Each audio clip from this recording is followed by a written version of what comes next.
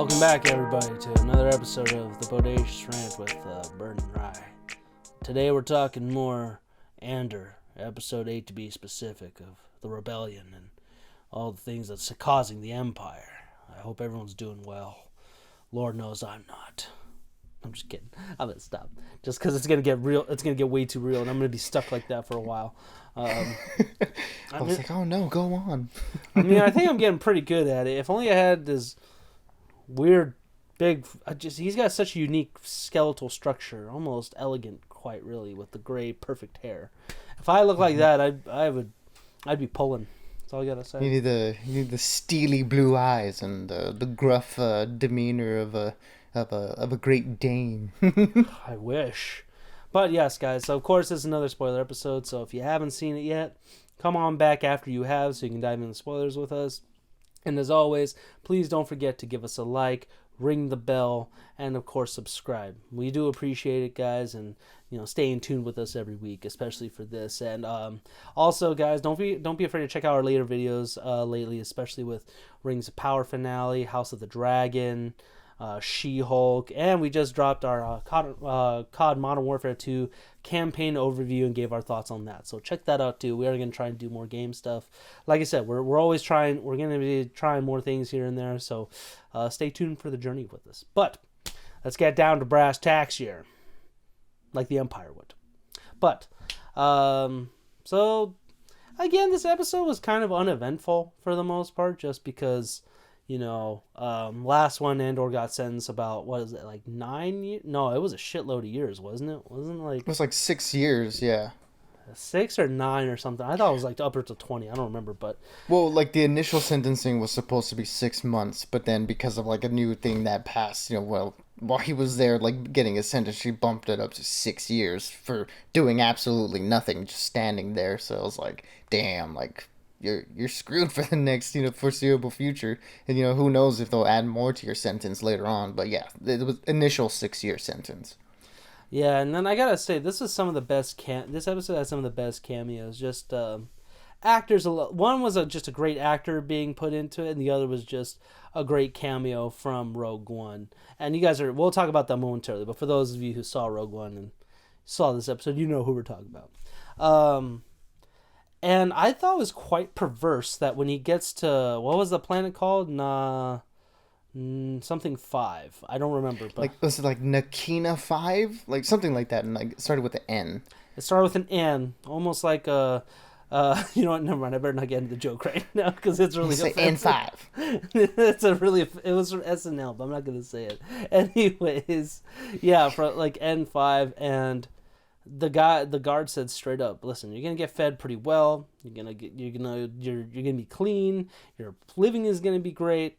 Don't worry about it. But you step out of line, and that floor with the tungsten, it's basically just made out of like very, just a floor, like a kind of metal that's very conductive and stuff. That was just, I've never seen so much pain portrayed in an instant in this show. We hear it all the time, like when Han got tortured in that weird torture chair in Empire Strikes Back and stuff like that, but you've never really seen something physical like that. So that was just, that got me a second. I was like, oh my god, this is horrible.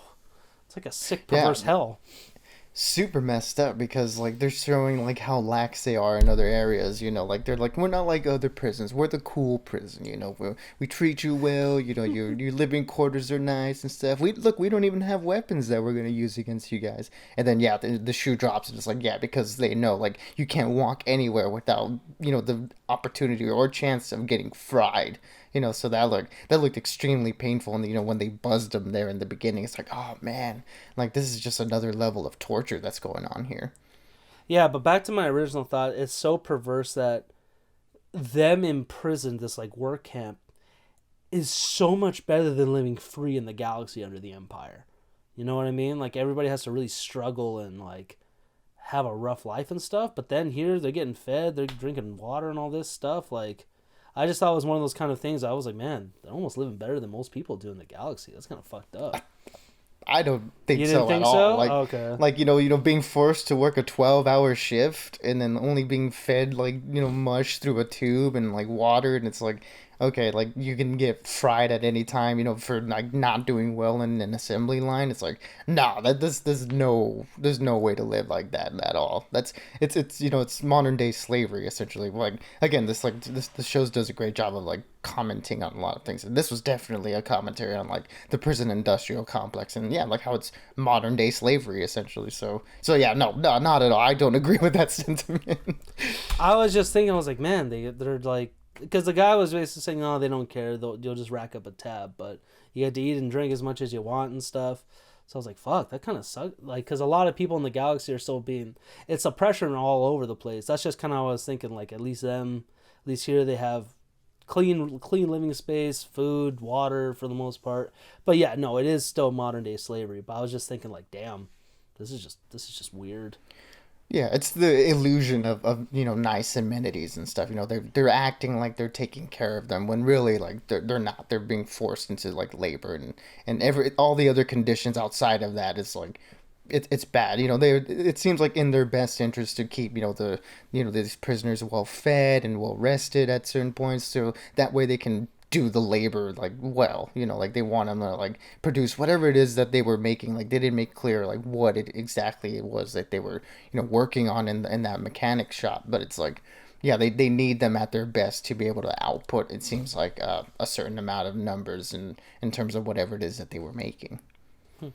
I wouldn't be surprised if it's a messed up twist that somehow the rebellion is like taking that stuff that the prisoners are making. I mean, I doubt that, but I wouldn't be surprised if it's like some like kind of like showing another dark side of the rebellion, kind of like what Last Jedi tried to do. That saying, oh yeah, like there's a weapons dealer here, but he sells stuff to the Republic or the New Republic. So I don't know what you think is truly good or bad.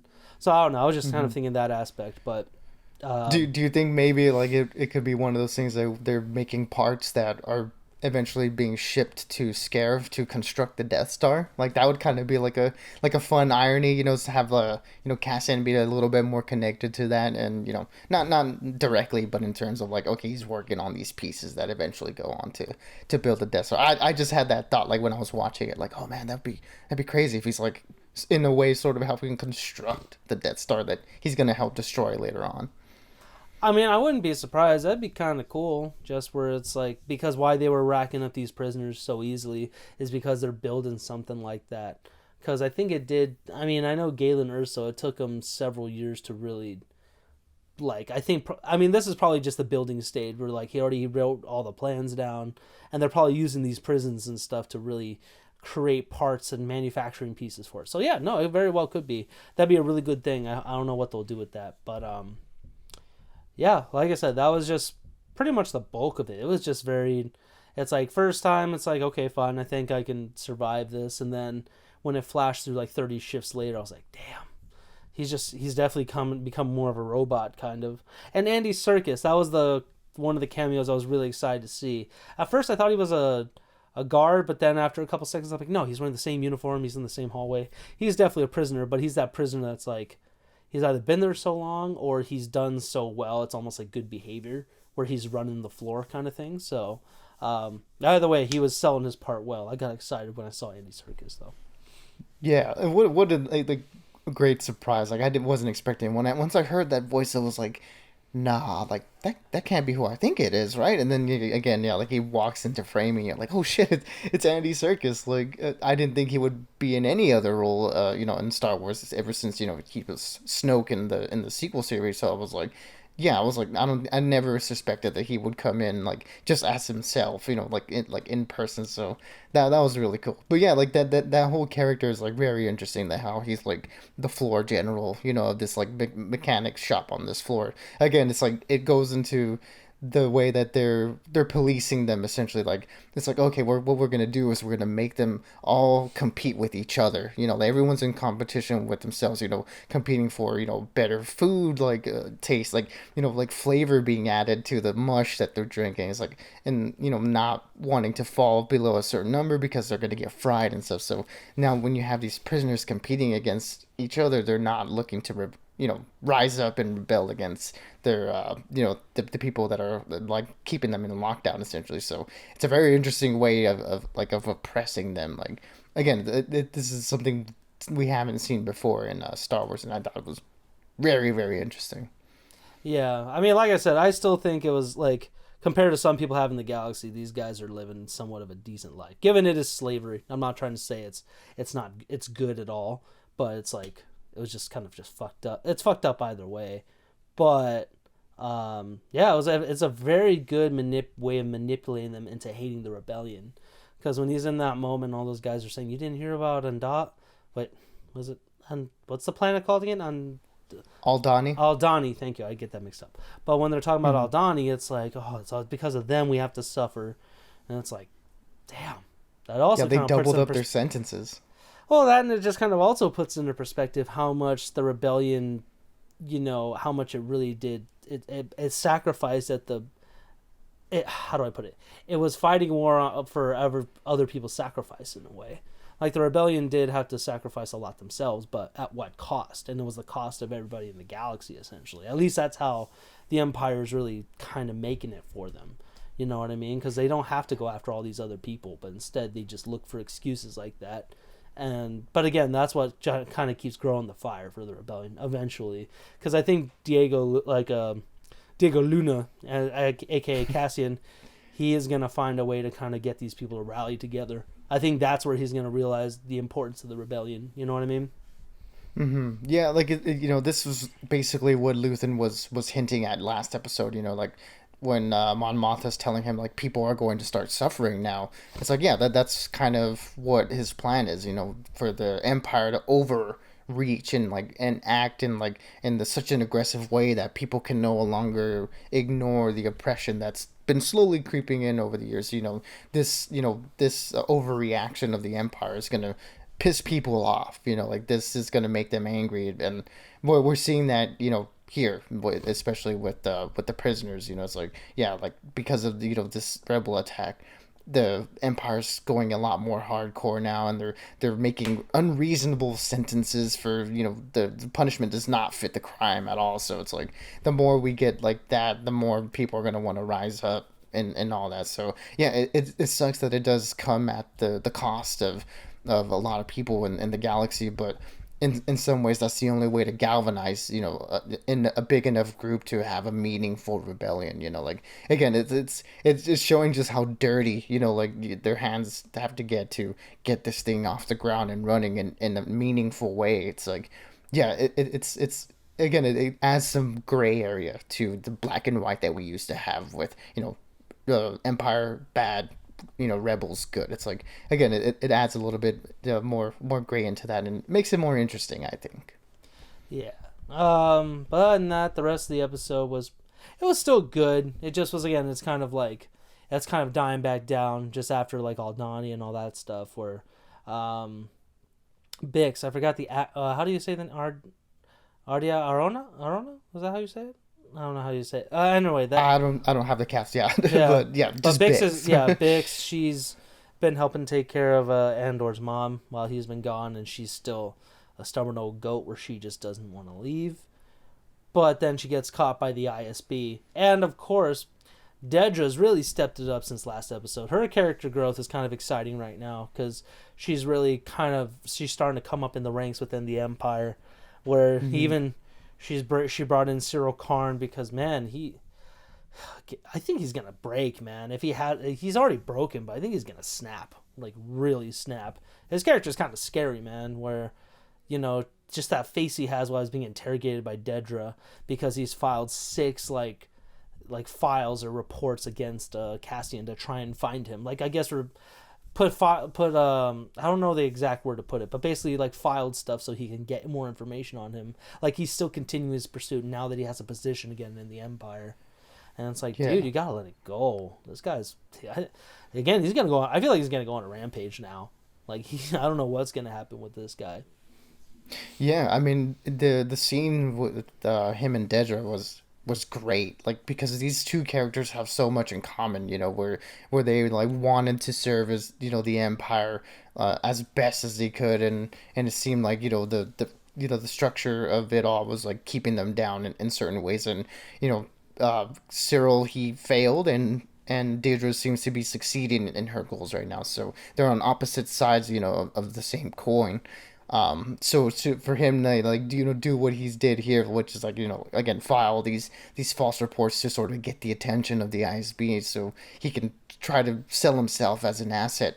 That was interesting. Like it's like a Hail Mary on his end to try to like get back into this enforcement and hunt down Cassian, who he feels like this guy ruined my life and my career basically. So yeah, he's definitely on that road to being like someone who's going to be very, very scary going forward, depending on how high he does get up in the ranks, if anyone like gives him a chance at this point. So what was interesting though was that like Deirdre's sort of like how do you say,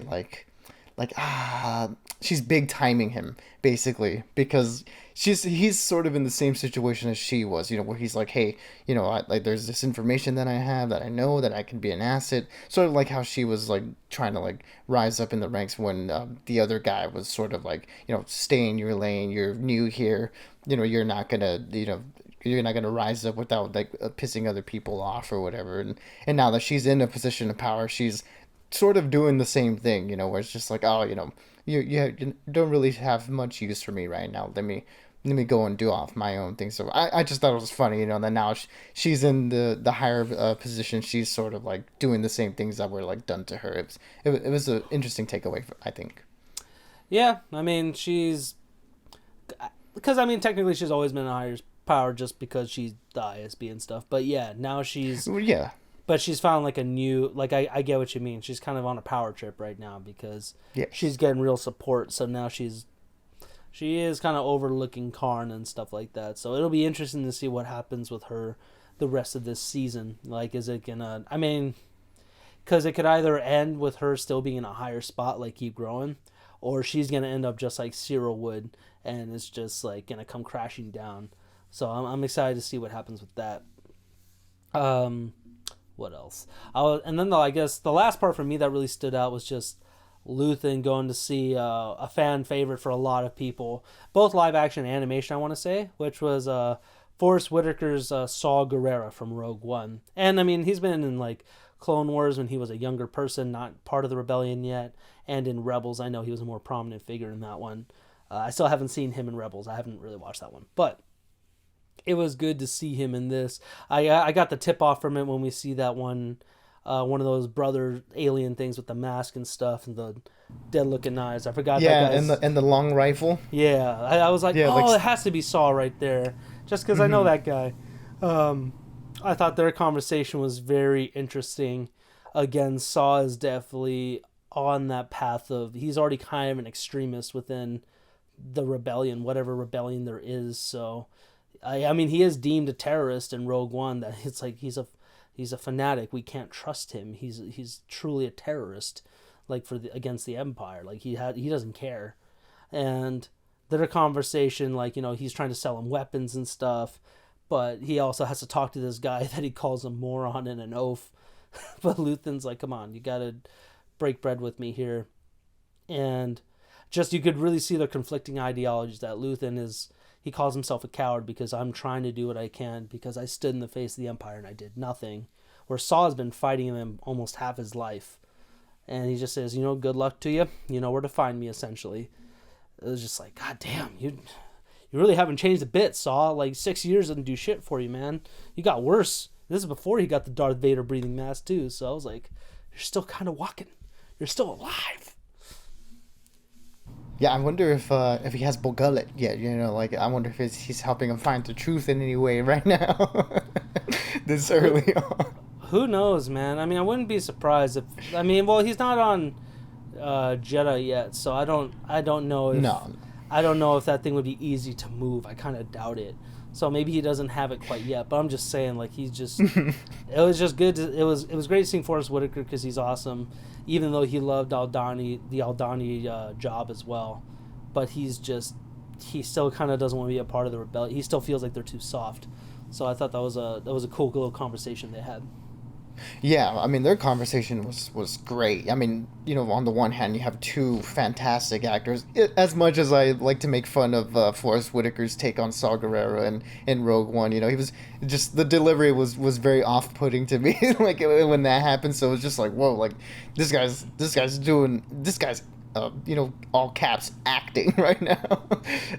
But yeah, no, I mean, I really liked him here. He seemed a little bit more dialed back, in terms of like how he was portraying Saw Gerrera, not as like over dramatic, I think, as he did in Rogue One. But their conversation here was great because it shows just how fractured these different factions of the rebels are. Like they can't come to an agreement of how they want to approach fighting the Empire. They don't seem to get along. Like you said, like how Saw calls the other guy like a oaf, and how like he doesn't want to work with him. So Luthen's sort of trying to bridge, create these bridges, bring all these different people together, because he knows that if they try to fight the Empire apart, they're only going to fail. Like everyone in their small faction cannot stand anything against the full might of the Empire. So he knows that they need to band together at some point.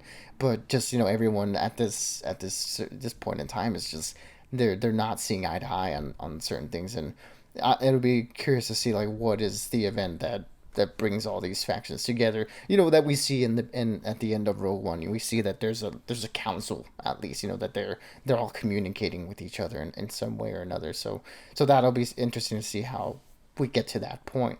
But it's kind of like a little bit hypocritical of Luthen, I think, right now, because of the way like he treated the whole Cassian situation. We do find out in this episode that he did in fact order the hit on Cassian, that he is viewing him as a loose end, despite going through all this trouble to recruit him for this job. It goes to show like why the Rebel Alliance is not an alliance right now, and why they aren't doing as good as they could be, because any asset they get, they're gonna like cut off as a loose end after they're done with them. Like this was the tool for this job. I'm done with it. I don't need it anymore. And that's not the way you build a rebellion. You don't kill your allies after you're done fighting. It's like, no, like that's never gonna work. So they gotta find a way to put the rebellion before themselves. It seems like they're more afraid of getting caught than they are of dying for the cause. They don't seem to be like true believers like Nemec, who's willing to lay their own life down on the line for the success of the mission. They'd rather just put someone else on that line, and so they can keep going on for themselves. It seems very selfish at this point. Yeah, and that's just the nature of like war. No matter what side you're on, there's always going to be people pulling the strings for the sake of it. They say it's for the right reasons, but in the end, it's usually self-interest. And people like Nemec are the ones who suffer. And I think that's been the whole theme of this show, is that people who really try and do better, or try and like really just stand up for themselves, it ends up bringing them down. They have no one to really help them. So that's the sad part of it. But and then what's the chick's name from the job from Aldhani, the blonde lady? She was it Z? Vel? Oh, it was Vel. Okay, Vel and that other chick from the job that are, trying to figure out also what happened to Cassian, and everybody's. That was the whole point of this episode. Is everybody's like, where the hell is he? No one's heard from him in God knows how long. It's like he's in jail, so you're not gonna hear from him. But yeah, like I said, it's still good stuff. Again, a little bit slow, but I was still digging at this episode. A lot of, so again, those great cameos. We're definitely seeing more. We're peeling back more layers of the Empire and how detrimental to the galaxy it truly was. Anything else pop out at you this episode, Bern? I mean, no. I mean, we did get some stuff with Mon Mothma, but I wouldn't say there was much, movement on her, and it was just, her at another like dinner party, like trying to do like her senator things, and like trying to reach out to that guy that she reached out to the last time, and just basically a little bit of a catch up with them where they're at now. I think it was because of that that 30-day time jump, and they needed to like say, okay, this is where everyone is at that point. So not much from her changed from I think last week, where maybe the other guy's starting to flake on her. Maybe again, we didn't really get any confirmation in this episode, because it in the 3-act structure that they're doing with these episodes, this one is the middle piece. So it's just setting things up for next week, which is I'm sure probably going to be like a prison break episode or something. Something that should be very exciting. But I think this episode, like, I mean, it is slow. Like, again, this series is on the slower end, but I don't think at any other point it's boring. Like all of this is happening is like very interesting character stuff, and I think the characters themselves go through a lot in this episode. And I think setting us up for something probably exciting next week. So this one was very anxiety inducing, going into this prison and seeing what life is like in there, and everybody else's lives on the outside after this Aldhani mission. Like, people are suffering now, and we needed to live in the moment, I think, with that, so that way we can get something a little bit exciting next week. That was like, it's a bit of a payoff, I think, to what's going on in this week's episode. Yeah, and when I say slow, I don't mean it's boring. I would definitely say if it's been boring, but no, it's still very entertaining. Great stuff so far. But everybody, what did you think? Did you really like this episode? Or you kind of want more action to happen? Was there anything that caught your guys' eye? Please let us know in the comments. We'd love to, again, keep the conversation rolling, give us more insight on the episodes. And, of course, like I said, we got the holiday movies coming up. Unfortunately, House of Dragon is over, but like I said, we got God of War coming up, so we're definitely going to try and play through the campaign and get a review for that. So for those gamers in our Ranty community, stay tuned for that. And as always, guys, stay bodacious and keep on ranting for us. Yeah, everybody, be good, be safe, and as always, we'll catch y'all on the next one.